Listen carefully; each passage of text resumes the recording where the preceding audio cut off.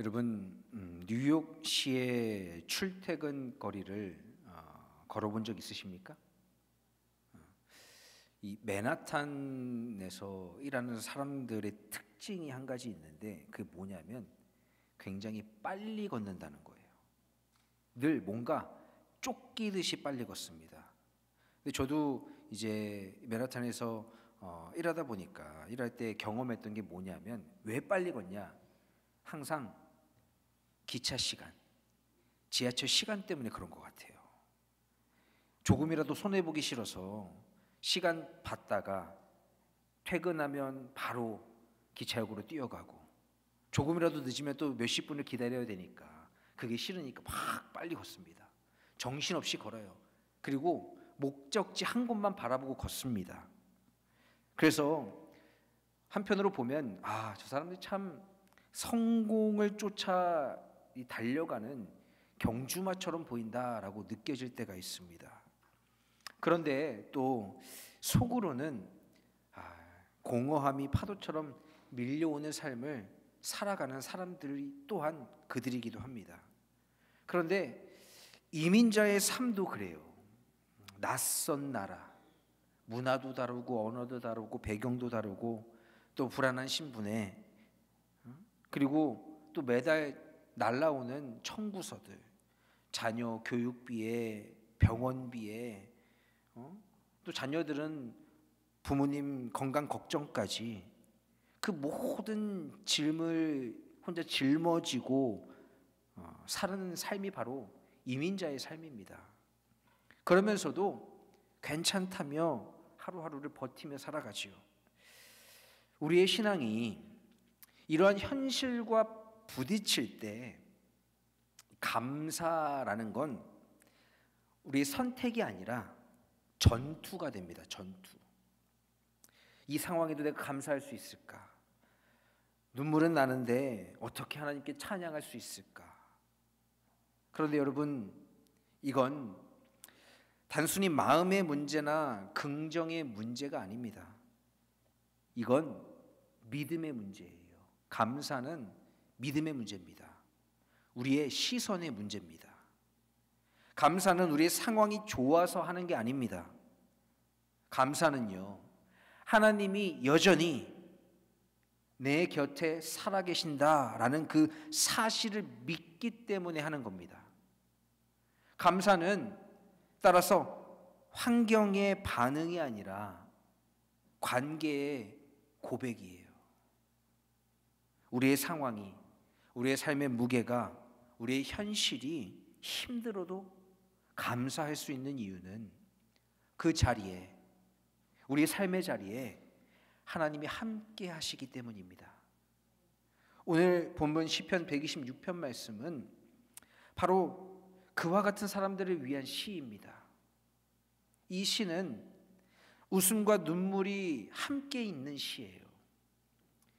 성경책을 펴면 이 시 앞에 이런 제목이 붙습니다.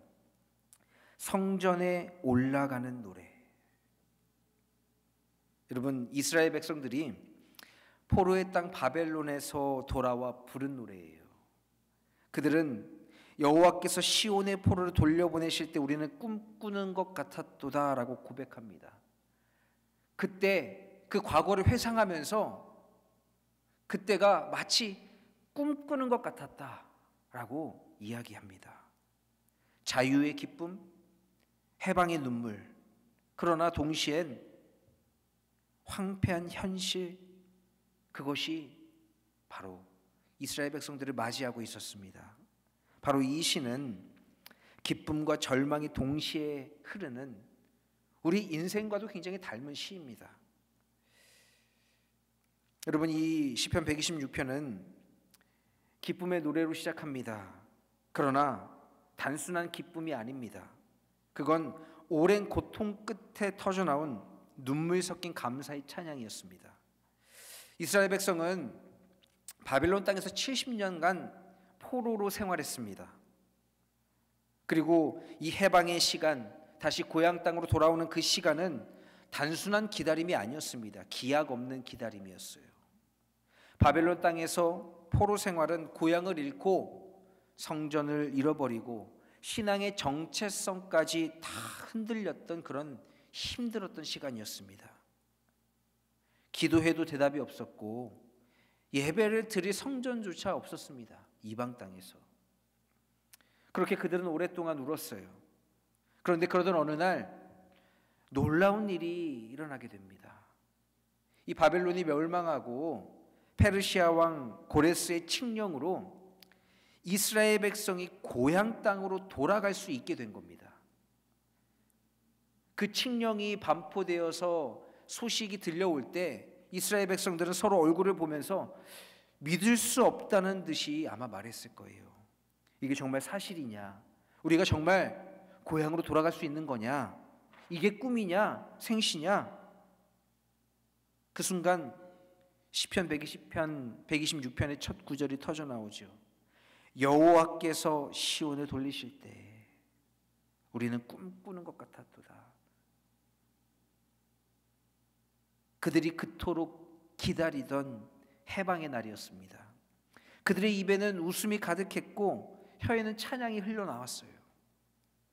그런데 그 기쁨은 그렇게 오래가지 않았습니다.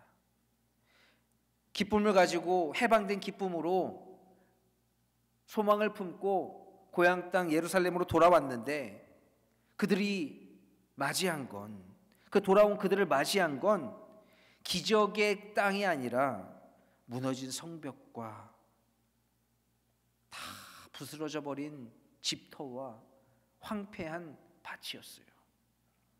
그들의 고향은 이미 폐허가 되어 있었습니다.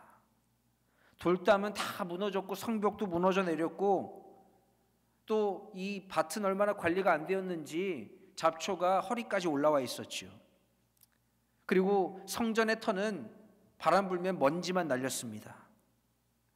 그렇게 기쁨으로 시작된 귀향길이었지만 그들이 맞이한 현실은 냉정했습니다. 그들은 포로의 사슬을 벗었지만 삶의 무게는 여전히 포로와 같았습니다. 그때 이 백성들은 자신들의 손에 남은 한 줌의 씨앗 곡식을 바라봤어요.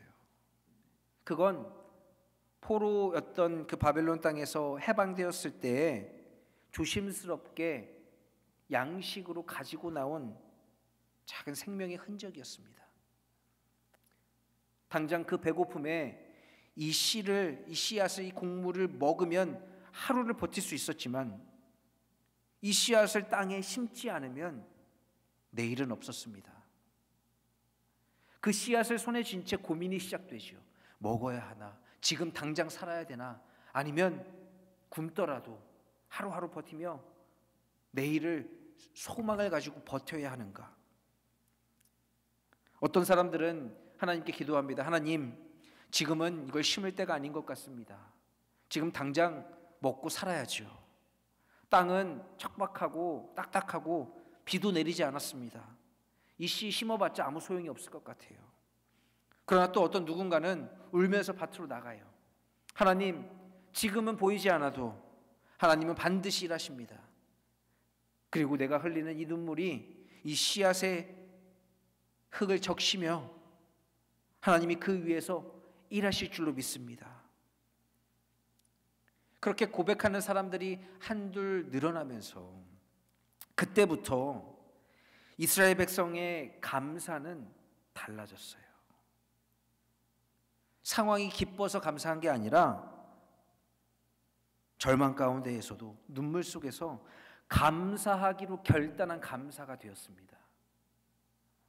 그래서 이 시편 126편의 말씀은 단순히 많이 거둘 거니까 기쁨으로 일해라 라는 그런 명령이 아닙니다. 이 말씀은 하나님이 우리에게 주신 초대예요. 상황과 환경이 어려울지라도 힘들지라도 울면서라도 믿음을 가지고 심어라. 눈물 속에서도 너의 주 여호와 하나님을 신뢰하며 감사하라. 그리고 너희들이 흘린 그 눈물이 언젠가는 웃음으로 바뀔 것이다. 여러분, 이 말씀이 바로 저와 여러분의 이야기입니다. 이민자의 삶도 때로는 신앙의 여정도 눈물의 밭을 지나야 할 때가 있지요. 그런데 그 눈물의 밭에서 하나님은 우리를 고아처럼 버려두시지 아니하시고 새 일을 시작하신다라는 것입니다. 황폐한 예루살렘의 들판 위로 어느덧 하루가 저물어 갑니다. 그때 어느 누군가는 눈물을 흘리며 씨앗을 심었어요. 그리고 하나님은 이 말씀을 주셨습니다. 눈물을 흘리며 씨를 뿌리는 자는 기쁨으로 거두리로다. 여러분, 이 말씀은 희망의 언약이자 신앙의 원리입니다. 여러분, 이스라엘 백성들의 상황을 한번 상상해 보십시오. 가진 것 전부를 땅에 심어야 하는 그들의 상황. 당장 그 전부를 심으면 먹을 게 하나도 없어지는 그 상황.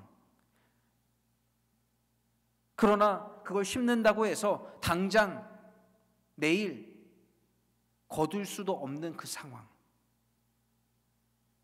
그러나 우리가 믿음으로 심을 때 하나님이 일하실 것이라는 믿음의 확신이 있었기에 그들은 감사로 나아갔습니다.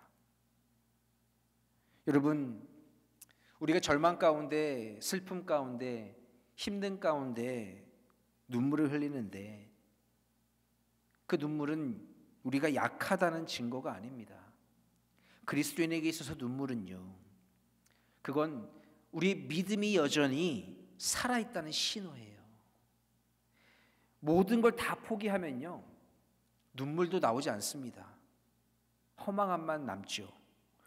내가 아직 울 수 있다는 건 아직 하나님을 기대한다라는 뜻이에요. 이스라엘의 백성의 눈물은 멈추지 않았습니다. 그렇게 그들의 눈물은 믿음의 물로 바뀌었어요. 여러분, 우주비행사 조니 김이라는 책이 있습니다. 우주비행사 조니 김. 이 책은 한국계 미국인인 이 조니 킴에 대한 이야기예요. 그는 어린 시절 폭력적인 아버지 밑에서 자랐습니다. 아버지는 알코올 중독자였어요. 그래서 술만 먹으면 폭력을 휘둘렀습니다. 어느 날 아버지가 술에 취해서 총과 아령을 들고 가족들을 다 죽이려고 찾아다녔습니다. 집안을 돌아다녔어요. 그때 이 조니는 죽을 힘을 다해 아버지와 맞서 싸웠고, 이 소동에 출동한 경찰이 결국 이 항복하지 않은 아버지를 향해 총을 쏴서 그 자리에서 아버지가 죽게 되었어요. 그런데 그의 어머니는 이민 1세대 크리스천이었습니다. 상황과 환경이 절망적이었지만 매일 밤 그 어머니는 눈물로 무릎 꿇고 기도했어요. 하나님의 신실하심을 믿고 의지하며 기도했습니다. 그 기도로 가정을 세웠어요. 그 어린 시절 조니는 내가 강해져야지 우리 가족을 지킬 수 있다, 어머니를 지킬 수 있다, 형제들을 지킬 수 있다라고 해서 강해지기로 결심합니다. 그 어린 나이에 강함의 의미가 바로 군인이었어요. 그래서 그는 이 미 해군 네이비실에 지원하게 됩니다.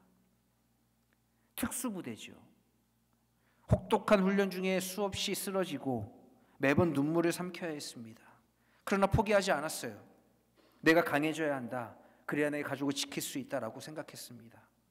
그렇게 그는 네이비실이 되어서 해외에 파병 나가고, 또 파병 나간 곳에서 이 동료가 총에 맞아서 이제 상처가 났는데 응급 체계가 잘 되어 있지 않아서 살 수 있었는데 죽은 그 동료를 바라보게 되었어요. 그래서 군대에 있을 때 또 다른 결심을 합니다. 이 군 응급 체계, 의료 체계를 바꿔야 되겠다 내가. 그래서 그는 군대에 있을 때 학사학위를 취득하고 하버드 의대에 진학하게 됩니다. 전액 장학생으로. 그런데 여러분, 이 책 후기, 이제 책을 사려고 온라인에 들어가서 이 후기가 있는데 후기를 보면요, 그 댓글들이 뭐라고 달려 있냐면 제발 우리 엄마가 못 보게 해주세요. 우리 엄마가 알지 못하게 해주세요. 왜? 엄마가 알면 뭐라고 말할까? 야, 저렇게 가정폭력의 어려운 환경에 군대에 갔어도 하버드 의대의 전액장학생으로 뽑혔단다. 그런데 넌 뭐니?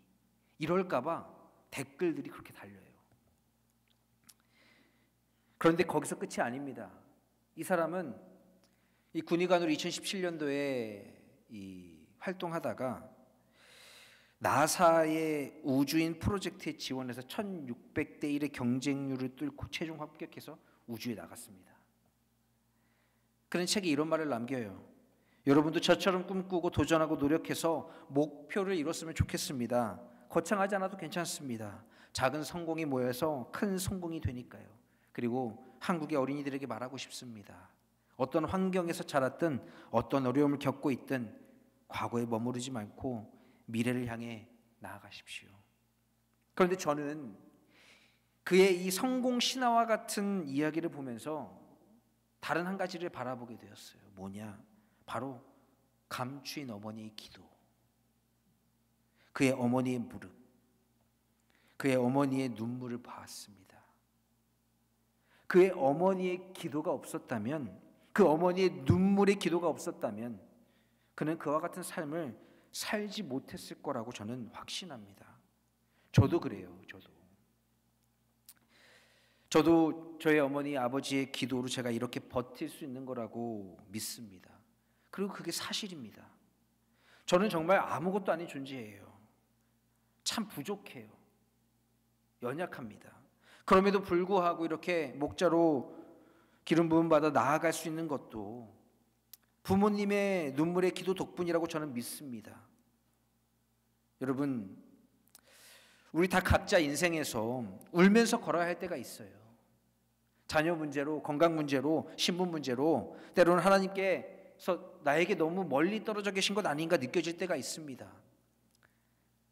그러나 여러분, 눈물 가운데에서도 하나님을 의지하며 기도하십시오. 그 기도를 통해 하나님은 반드시 일하십니다. 그리고 늘 하나님께 감사하십시오.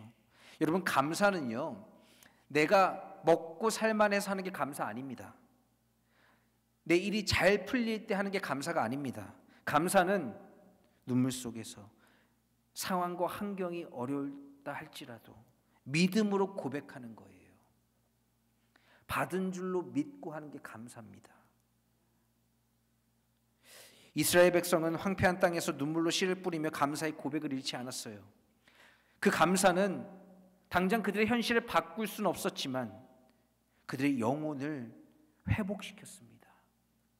여러분, 하나님은 오늘도 울면서도 상황과 환경이 절망적일지라도 믿음으로 그 소망의 씨앗을 심는 사람을 찾고 계십니다. 하나님은 어려운 상황과 환경 속에서도 믿음을 저버리지 않고 눈물로 무릎 꿇는 사람을 귀하게 여기십니다. 왜냐? 그 눈물이 곧 믿음의 씨앗이기 때문입니다. 오늘 우리가 드리는 그 감사가 그런 감사가 되길 원해요. 환경이 아니라 하나님 때문에 하는 감사, 눈물 속에서도 심는 믿음의 감사, 그 감사 위에 하나님은 반드시 기쁨의 단을 준비해 두셨습니다. 심리학자 로버트 에몬스는 이 감사의 힘, The Power of Gratitude라는 연구에서 이렇게 이야기합니다. 감사는 삶의 상황을 바꾸는 게 아니라 그 상황을 바라보는 시선을 바꾼다.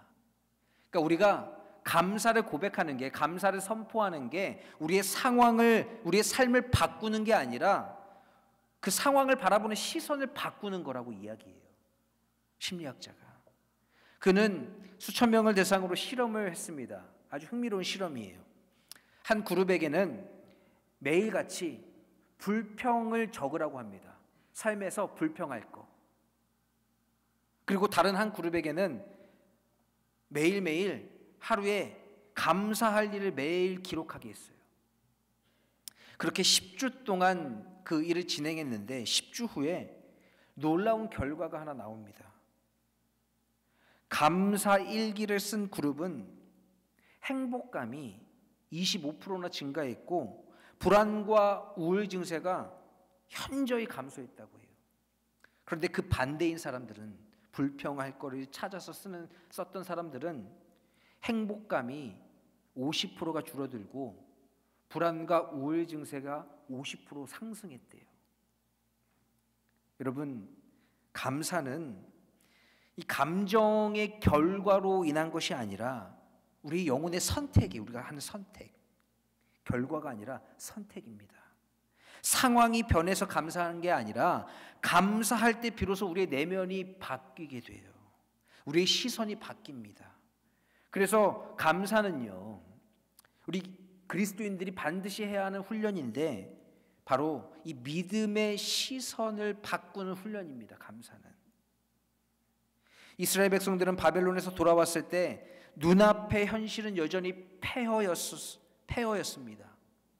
성전도 울타리도 집도 다 무너져 있었습니다. 그런데 그들은 그 자리에서 절망하고 삶을 포기하지 않았어요. 그들은 하나님께 감사했습니다. 왜일까요? 그들은 그 상황을 본 게 아니라 하나님의 손길을 바라봤기 때문이에요. 우리를 바벨론 땅에서 다시 이 고향 땅 예루살렘으로 돌아오게 하신 하나님이 이 땅을 다시 회복시키고 일으키실 것이다. 그 믿음이 그들의 감사였습니다. 따라서 감사는요, 우리의 삶이 모든 게 잘 될 때 하는 게 아니라 모든 게 무너졌을 때에도 하나님은 여전히 선하시다 라고 고백하는 게 감사예요. 그 고백이 바로 우리의 영혼의 방향을 다시 하나님께로 돌려놓습니다. 이민자의 삶 속에서도 이 진리는 같아요. 우리 참 바쁘고 경쟁이 치열한 현실 속에서 살아갑니다. 그래서 어떤 분들은 이렇게 얘기해요. 목사님, 감사할 게 하나도 없어요. 그럴 여유가 없어요. 그러나 여러분, 하나님은 우리에게 말씀하세요. 감사를 고백할 때 나는 너의 마음밭을 갈아엎는다. 감사는 상황을 외면하자는 게 아닙니다. 그 속에서 하나님을 다시 바라보자라는 거예요. 고린도후서 1장 3절과 4절에 사도 바울은 이렇게 말합니다. 찬송하리로다. 그는 모든 위로의 하나님이시며 우리의 모든 환난 중에서 우리를 위로하사. 이 말씀 가운데 이 위로하다라는 동사는 헬라어로 파라칼레오라는 동사인데, 이 말은 곁에서 함께 울다, 함께 일어서게 하다라는 뜻입니다. 즉 하나님은 위로의 하나님이신데 그 하나님은 저 멀리서 힘내라 라고 이렇게 부르시는 분이 아니라는 거예요. 하나님은 우리의 상황과 환경과 어려움과 아픔과 눈물 속에서 함께 우시며 함께 우리를 일어서게 하시는 분이시다라는 것입니다. 제가 병원 신방을 다녀왔는데 오랫동안 질병으로 많이 지쳐 계신 권사님과 대화를 나눴습니다. 오랫동안 환자로 생활하다 보니까 마음속에 가족에 대한 미안함, 또 특히 아내에 대한 미안함이 가득했어요. 그런 대화를 나누는데 내가 어떤 위로를 하면 좋을까, 무슨 말을 해야 할까 하는 그런 생각이 드는 찰나에 최근 제 부모님의 이야기를 함께 나눴습니다. 저희 아버지가 이제 파킨슨병을 얻어서 이제 치매 증상이 오고, 그런데 최근에 이제 통화를 하는데 이제 근육을 좀 튼튼하게 하기 위해서 동네를 이제 걸으러 아파트 단지 밖에 있는 그 공원으로 가시는 길에 아버지가 이제 걷다가 넘어지셨대요. 넘어지셔가지고 앞으로 넘어지면서 이제 앞니가 깨지고 여기 막 멍들고 그랬는데 그래도 참 감사한 게 어디 부러지진 않아가지고 참 감사하다 이렇게 저한테 이야기를 하시는 거예요. 그런데 어머니가 뒤에서 딱 걷는 모습 보면 이제 다리를 이제 많이 끌으신대요, 제법. 힘이 이제 근육이 점점 빠지면서 발을 끌다가 이렇게 걸려서 넘어지신 것 같다고 그러시더라고요. 그런데 참 저희 어머니가 저한테 또 그렇게 하시는 거예요. 그래도 아버지가 몇 년은 더 내 곁에 있었으면 좋겠다. 내가 참 힘들어도 조금 더 나랑 같이 있었으면 좋겠다. 그러시는 거예요. 아버지라는 존재, 남편의 존재, 그 존재만으로도 나에게 참 힘이 된다. 제가 그 권사님께 이렇게 얘기했어요. 권사님, 짐이라고 생각하지 마세요. 권사님이 곁에 있는 것만으로도 힘이 되는 존재입니다. 누군가에게, 가족에게, 아내에게, 자녀들에게. 권사님이 쓸모없는 누군가에게 피해가 되는 그런 존재가 아니라 힘이 되는 존재예요. 살아있는 것만으로도. 그러니 그런 생각하지 마세요. 참 그와 같은 이야기를 나누는데 막 마음속에 막 눈물이 나는 거예요. 그런데 제게 하나님이 바로 그렇습니다. 그 하나님이 계시기에 우리는 절망 속에서도 감사할 수 있어요. 감사가요, 대단한 이 현실을 바꿔놓진 못해도, 현실을 바꾸지 않아도 하나님께서는 그 감사를 통해 우리의 마음을 다시 살려내십니다. 우리의 시선을 하나님께로 돌릴 때 기쁨은 다시 피어올라요.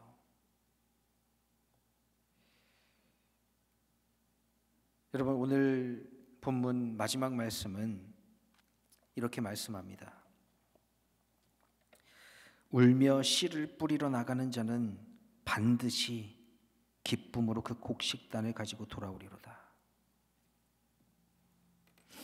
여러분, 이 구절은 소망의 예언이 아니라 하나님의 약속입니다. 하나님은 말씀하세요. 반드시, 반드시. 아마도가 아니라 maybe 이게 아니라 반드시, surely, 반드시. 히브리어로 보이보라고 쓰여 있는데 이 말은 확실히 돌아온다, 결코 실패하지 않는다는 강한 확신의 표현입니다.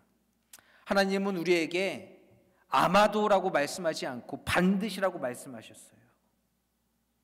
이 말씀은 단순히 힘내라, 언젠간 잘 될 거야, 그럴지도 몰라 라는 그런 위로의 말이 아닙니다. 이건 절망 속에서도 믿음을 심는 사람들의 선언이에요. 당시 백성들에게 씨앗, 그건 생명 그 자체였습니다. 먹으면 오늘 살지만 심지 않으면 내일은 없었습니다. 그래서 씨를 뿌리는 건 단순한 노동이 아니라 믿음의 결단이었습니다.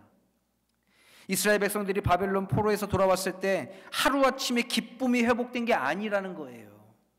그들은 무너진 성벽을 다시 일으켜 세워야 했고 황폐한 밭을 다시 일궈야 했습니다. 하지만 그 땀과 눈물의 시간 끝에 하나님은 그들에게 다시 웃음을 주셨어요. 여러분, 눈물은 결코 끝이 아닙니다. 눈물은 하나님이 웃음을 준비하시는 시작이에요. 그렇게 하나님은 우리의 절망의 자리를 기쁨의 무대로 바꾸십니다. 오늘의 눈물이 내일의 미소가 되고 오늘의 고난이 내일의 감사로 피어날 수 있습니다. 사랑하는 참사랑교회 성도 여러분,